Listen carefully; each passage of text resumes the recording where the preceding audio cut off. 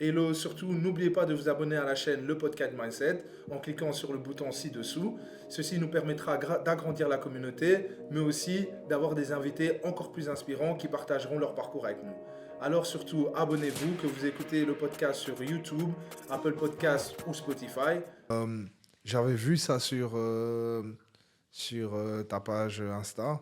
Il y avait une question d'une personne qui disait que elle, euh, elle était en couple avec quelqu'un, mais cette personne-là avait déjà un bien immobilier.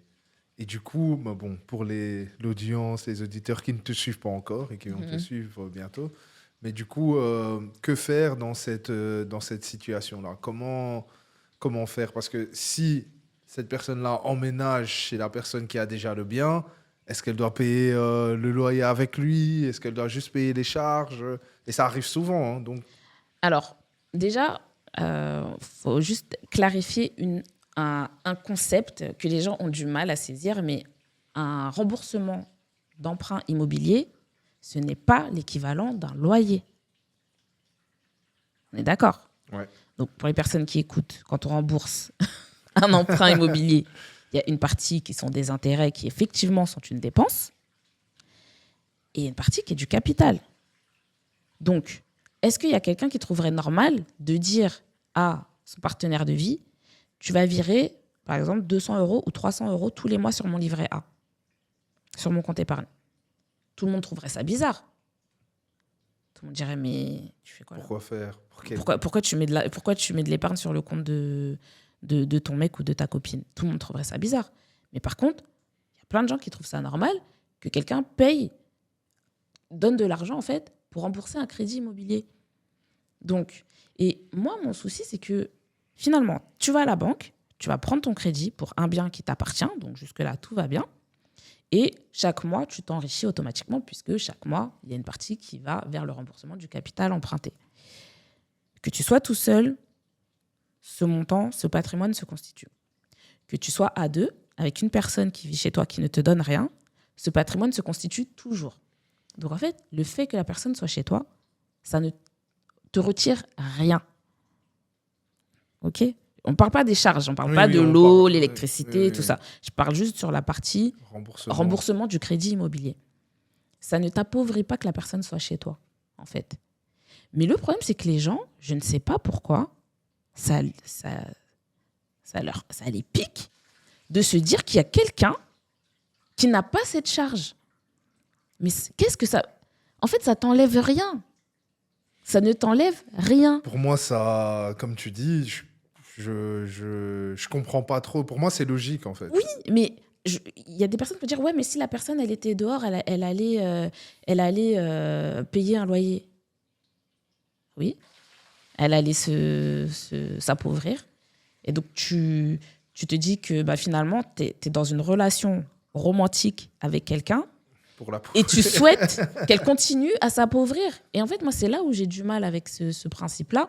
Et je me dis, à la rigueur, si tu veux partager quelque chose, sors ton tableau d'amortissement, ok? T'en as pour X milliers d'euros d'intérêts, partagez les intérêts. Wow. Sois transparent jusqu'au bout. Mais dis pas, ah oui, si tu allais dehors, tu allais devoir payer. Mais qu'est-ce qui te dit? En fait, c'est mauvais à tellement de niveaux. Déjà, la personne, c'est la personne que tu aimes. D'accord? C'est ton ou ta partenaire de vie. Tu veux ça te tient à cœur qu'elle continue de s'appauvrir. Déjà, Ça n'a pas de sens. pose-toi des questions. Et deuxièmement, tu te dis que cette personne, tu considères qu'elle allait continuer à s'appauvrir. Mais non. Cette personne-là, elle aurait très bien pu trouver un ou une partenaire qui lui propose d'acheter ensemble pour ne pas continuer à s'appauvrir. Ou elle aurait pu, si elle était célibataire, acheter un bien. Ok, peut-être qu'il aurait été plus petit, peut-être qu'il n'aurait pas été dans le meilleur quartier de la ville, etc. Mais elle aurait pu commencer à se créer du patrimoine. Effectivement. Donc pourquoi vouloir absolument que la personne continue à s'appauvrir à l'intérieur de sa relation? Et moi, c'est ça qui me dérange. Et je me dis, à partir du moment où tu ne perds rien, ça ne devrait pas te déranger, en fait. Quand tes enfants, ils sont chez toi, bon, je sais qu'il y a des parents qui font ça, mais bon, moi, je ne ferais pas ça. Mais tu vas te dire, ouais, il faut que tu payes. Quand c'est un loyer, je comprends, tout le monde s'appauvrit, donc on essaye de moins s'appauvrir l'un et l'autre. OK. Mais quand toi, tu es en train de t'enrichir, pourquoi est-ce que tu veux continuer à t'enrichir sur le dos de la personne? Et moi, c'est ça que je ne comprends pas. Et je me dis, si vous voulez partager les choses, partagez les charges. C'est très simple. C'est normal, la personne, elle est là, elle utilise les robinets, elle bénéficie du chauffage, elle utilise Internet, elle utilise... donc, toutes ces parties-là, bien sûr qu'il faut les partager, encore heureux. Si vous voulez partager une partie de votre crédit, au moins, ayez l'honnêteté et la transparence de ne faire payer que la partie intérêt. Et pas la partie capitale. La partie capitale, c'est de l'épargne. Non, je te suis à 100% sur ça, mais c'est toujours... je comprends pas pourquoi, mais c'est toujours très compliqué de faire comprendre ça. Moi, c'est comme de la jalousie à l'intérieur du couple.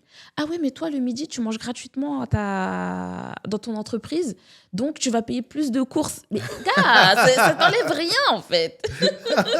Non, t'as entendu ça? Non, j'ai pas entendu ça, Oui, mais oui, pour moi, c'est- ce serait au même niveau. Ouais. Ouais, toi, dans ton entreprise, je sais pas, t'as quelqu'un qui travaille, je sais pas, dans un restaurant. Tous les midis, tu manges gratuitement, alors du coup, tu vas payer plus de courses. Enfin, ça t'enlève rien, en fait. Le fait qu'elle mange ou qu'elle dépense pour le midi. Non, c'est sûr, ça... Ah bon. Après, chacun, sa vision des choses, comme j'ai dit, chacun réfléchit pour lui ou pour elle. Mais moi, c'est ma façon de voir les choses, en tout cas.